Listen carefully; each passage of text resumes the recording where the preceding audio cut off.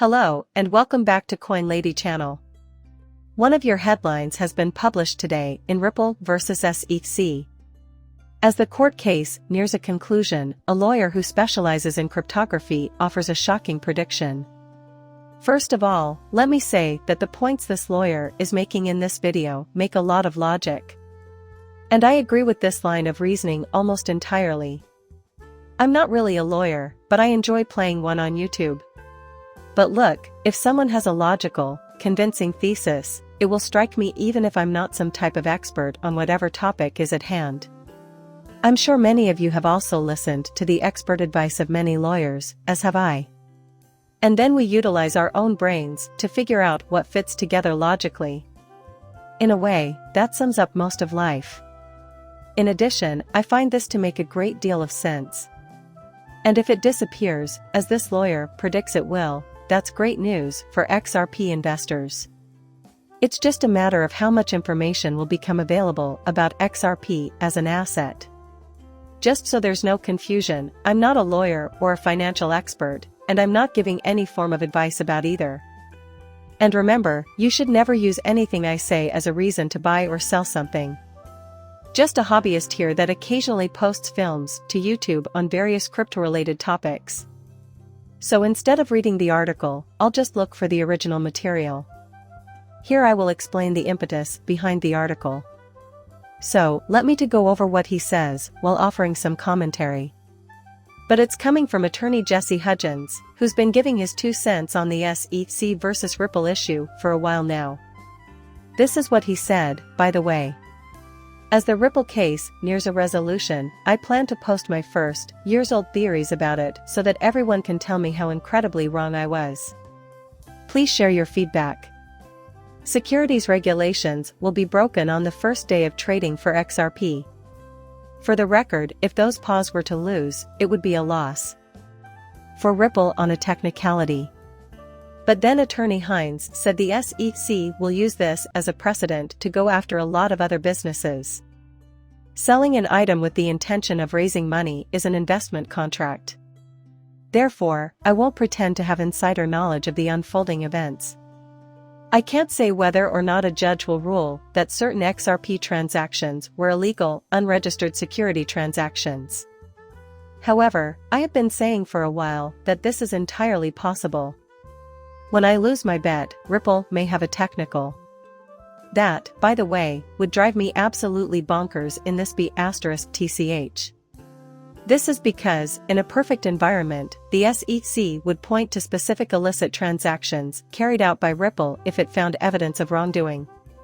The judge would then make a decision on the matter. Instead, the SEC adopted the embodiment hypothesis, which states that every single transaction in the history of the cosmos, whether past and future, embodies the efforts of Ripple. Therefore, XRP is the physical manifestation of all of those efforts from Ripple, without making the claim that Ripple is the pinnacle of the collective effort. It's evident that they initially claimed Ripple to be the common enterprise criterion of the Howey test, despite the fact that they've since changed their story numerous times. They have changed it now. They are committed to the theory of embodiment. So, sure, Judge Tor is still soaking come out and say, well, here's all the material that's in front of me that came out of discovery. The SEC may not have provided specific examples of improper transactions, but a judge may nevertheless find that Ripple violated the law based on other information presented to the court and rule accordingly. Now, that would count as a loss in the strict sense. However, that wouldn't be a catastrophe for XRP investors in all cases. Let's dig a little deeper into attorney Hines's perspective on this, though, and continue the discussion. However, we'll be diving deep into the notion that really matters to XRP holders: secondary market trades. When is that going to be made clear? So attorney Hines said, I do believe the court will determine that Ripple is no longer violating securities laws in how they are currently doing sales. Whether or not the court decides to address the issues of whether or not XRP is a security and how to treat early day sales of XRP as securities remains the biggest open question. My main concern is that they won't actually make a choice. I had to pause and acknowledge that as a legitimate worry.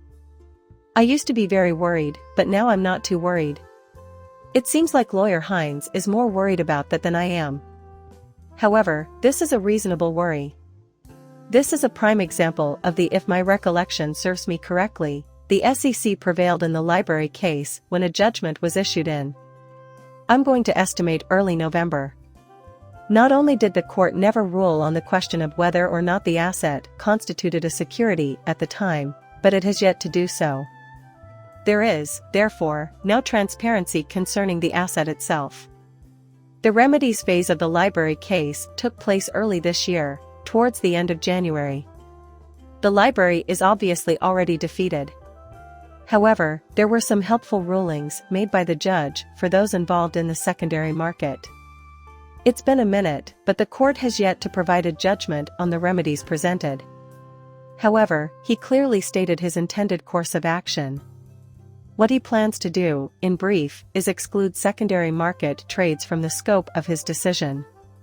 By the way, the judge and lawyer John Deaton were present there, with Deaton serving as an amicus curiae for the remedies phase of the library trial. He wanted the judge to rule that the asset itself is not a security, but the judge said, well, when it comes to this stuff, I'm a minimalist, or words to that effect. However, secondary market trades can still be safeguarded. Just what I had in mind. At the time, the judge specifically stated this. An attorney may identify that as a legitimate worry of yours. Hines is coming to town, and you could hold judicial tours or rule on the SEC versus Ripple case without even having to mention Hines. The remedies clause follows if Ripple is unsuccessful, and if the judge in this case follows the one in the library dispute, she may raise it then. He now claims to be really anxious about this. In truth, I don't have those worries. That is a possibility, which I am fully aware of. That's a terrible possibility. From the outside looking in, however, I have been impressed by the judge's demeanor and approach to the case. Of the 17 requests to file amicus briefs that were initially received, I believe only 15 were ultimately accepted. If my recollection serves me correctly, she never refused anyone anything they wanted. And now that was also, happily, almost all in favor of Ripple, as it has taken a considerable amount of time to cover all those throughout the months and months that they were being dropped. But, I just kind of assumed that. And the overall sense of openness that I receive from you. And I think she gets into the idea, especially from hearing from John Deaton, who represents over 75,000 XRP investors, that whatever she rules here is going to have worldwide repercussions. It's safe to assume that this will have far-reaching consequences for the cryptocurrency and blockchain industries, as well as for the businesses that are developing on top of the many blockchains. My guess is that she'll have the courage to admit this, to accept the weight of the duty that's now hers, and to deal with it in a way that wasn't discussed in the library. So, it seems to be the case. So, I'm not trying to suggest that my worries are unfounded. I am a little worried. However, based on the tone of Attorney Hines's expression of worry, it appears that he is more concerned than I am. To me, it's hardly a hint. However, I am the last word. However, this is a crucial point. What does it signify if Ripple loses and everything else still goes through? That's one of the most crucial pieces of information we may get out of this case. That is crucial in every way. It's fine if the judge enjoys announcing, Ripple, you broke the law here, ABC won 23 times whatever it is, but it's disgusting if she does so without ensuring that secondary markets have clarity, especially given the gravity of the consequences of deposition. Furthermore, I seriously doubt that she would actually do that. When we arrive to that bridge, she will indeed cross it. In any case, Attorney Hines says, the SEC has been extremely insistent in recent assertions regarding this matter. Because of this, the court might feel obligated to make a ruling. Since I am still on the fence about whether or not the court will render an opinion on the future status of XRP, I am happy that the SEC took this stupid argument into consideration. Therefore, XRP cannot constitute an investment contract in and of itself. It defies logic on every level. That's good news, I guess. Obviously. The fact that XRP is not an investment contract is something on which I think we can all agree. There is abundant case law dating back 76 years confirming this. I don't think anyone in the audience has any reason to question that. But when he says that the odds are even, which is the case, is the court planning to address this issue now that it has arisen? Let's separate the two issues once more. Is the asset itself a security? Separately, how about deals in the secondary market? I still can't find it now, though.